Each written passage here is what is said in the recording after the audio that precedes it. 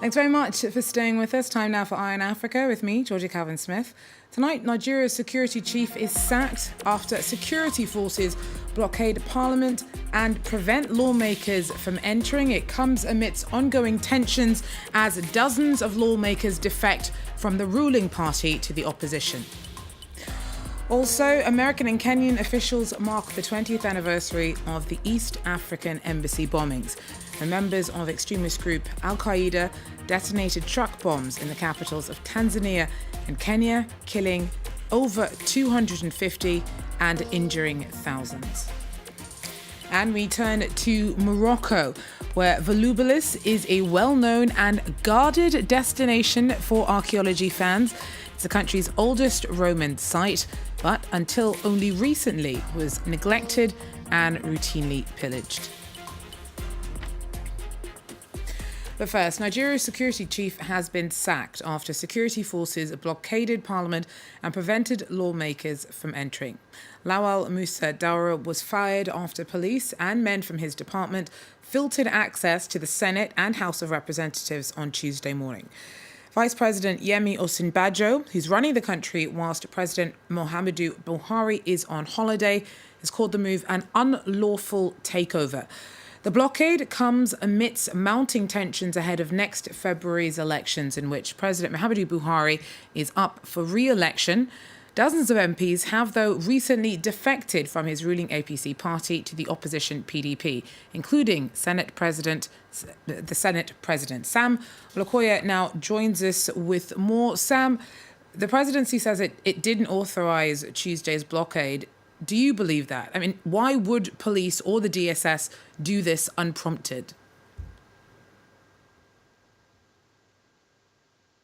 Well, it's difficult for many people here to believe that the order to blockade the National Assembly did not come from the very top. But it has to be clear here that we have an acting president at the moment, and that statement was issued from his office. So there's a possibility that the acting president wasn't aware, but it's very likely that the president himself, who is in London, was very much aware of this invasion of the National Assembly. We've seen we've seen a very difficult situation since we've had this defection, and it's quite likely that the idea behind this blockade was to impeach the Senate President and the deputy, who are both from the opposition party. Bearing in mind Nigeria's history as a military state, how worrying a development is this intervention by the DSS and police ahead of next year's elections?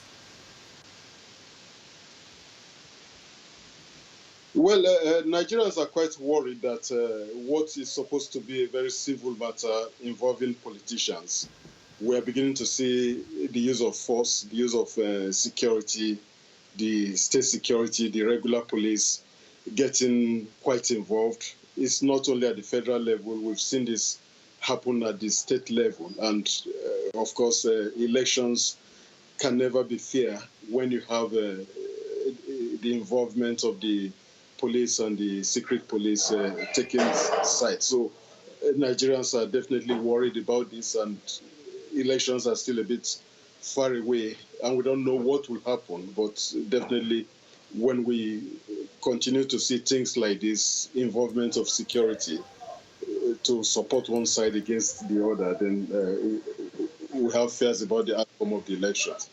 Thanks very much. Sam Olokoya there for us in Lagos. Now, Kenyans and Tanzanians have marked the 20th anniversary of the East African embassy bombings. That was when members of extremist group Al-Qaeda detonated truck bombs in the capitals of both countries. More than 250 people were killed and thousands were injured. On Tuesday, American embassy staff joined survivors and victims' families for a commemoration in Nairobi. Our correspondents were there.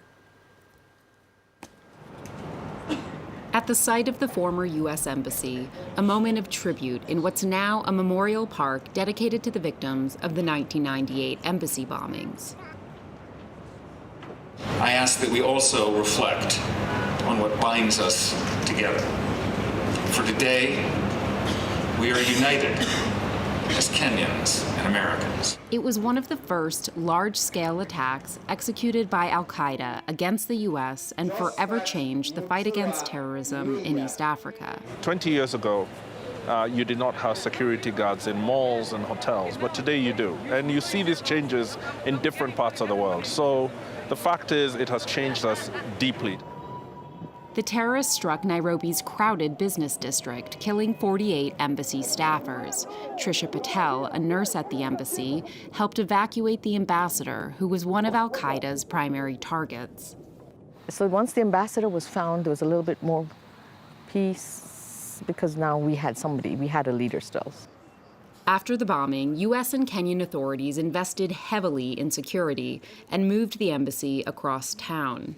We have great security, we have good systems in place, but you have to always have that one moment. There's always you're going to be caught, so you always have to be aware. At this Nairobi-based think tank, analysts evaluate the terrorist threat in Kenya and neighboring Somalia, where militants of al-Shabaab, an al-Qaeda offshoot, still regularly stage attacks. Al-Shabaab is operational in at least 5 countries of this region. And the authorities in Kenya are constantly finding explosives, weapons, groups of al-Shabaab trying to stage attacks here. 20 years after the bombing, Kenya remains critical to America's fight against jihadists, serving as a hub to launch attacks against al-Shabaab in Somalia. Ivory Coast's former First Lady will be freed from her 20-year jail term on Wednesday. Simone Gbagbo is the wife of former leader Laurent Gbagbo. Now, her lawyer has said that his client is delighted with news of her imminent release. President Alassane Ouattara announced that 800 prisoners linked to bloody post-electoral violence back in 2010, including Mrs. Gbagbo, would be freed in the name of national reconciliation. It's an important gesture in a country where political divisions still run deep. The atmosphere was celebratory for this year's Independence Day parade, after President Alassane Ouattara pardoned some 800 people connected to the violence that followed the 2010 election. At least 3,000 people were killed, and divisions rooted in that violence remain to this day. No matter what your political leanings are, this came as a relief to everyone. The president has truly understood the profound will of the Ivorian people, who want meaningful peace and real reconciliation. Our country needs peace, and to keep moving forward. To do that, it needs to rally all its sons and daughters. And so this decision is particularly welcome at this point. One of those being freed is Simone Gbagbo, wife of former President Laurent Gbagbo, who's on trial at The Hague. Laurent Gbagbo is still a political figure here and head of a party. Those in a pro-Gbagbo area welcomed the pardon. Thank you, I'm delighted. I'm truly happy and truly moved by the president's decision. Freeing political prisoners with Simone Evelyn Gbagbo topping that list, that's going to go a long way to diffusing the socio-political tensions in the country. And we hope that this decision will be a message to the judges of the International Criminal Court to release President Laurent Gbagbo and Minister Charles Blé Goudé.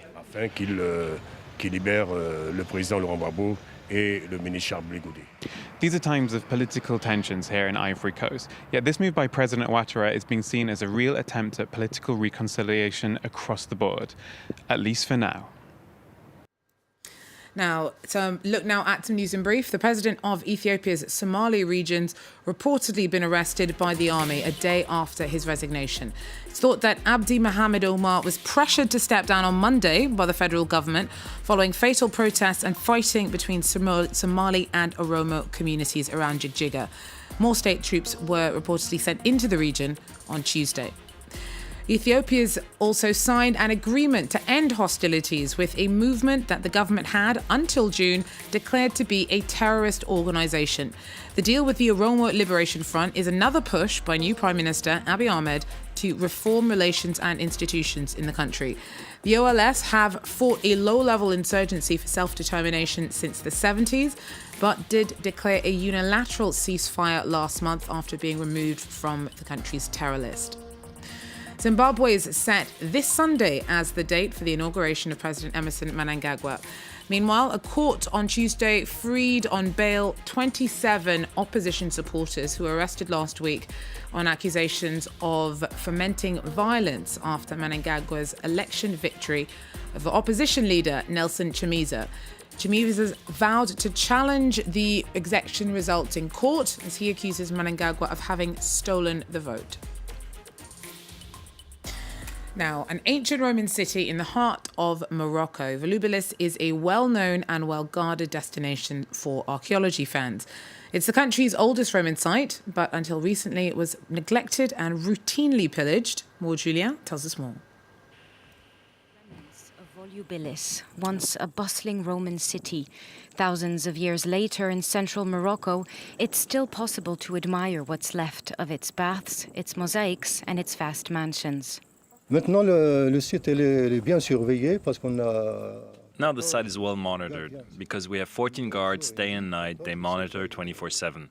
In addition to that, we have cameras everywhere. Hidden cameras you can't see because they're hidden in rocks, in stones, in walls, and in trees. Dans des rochers, dans des pierres, dans des murs, dans des arbres. But Volubilis wasn't always a treasured site.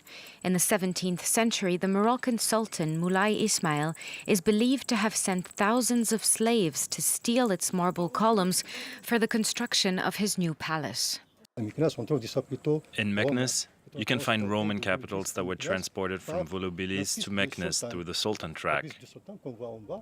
That's where they were found. When people learned that Moulay Ismail was dead, the slaves abandoned everything and fled. Under France's colonial rule, a large number of objects were taken to museums in Europe. In 1982, a statue of Bacchus, the Roman god of wine, disappeared. The pillaging finally stopped after a museum was opened in 2013 and security was reinforced. A record 300,000 visitors attended last year, and now curators are hoping new treasures will be discovered.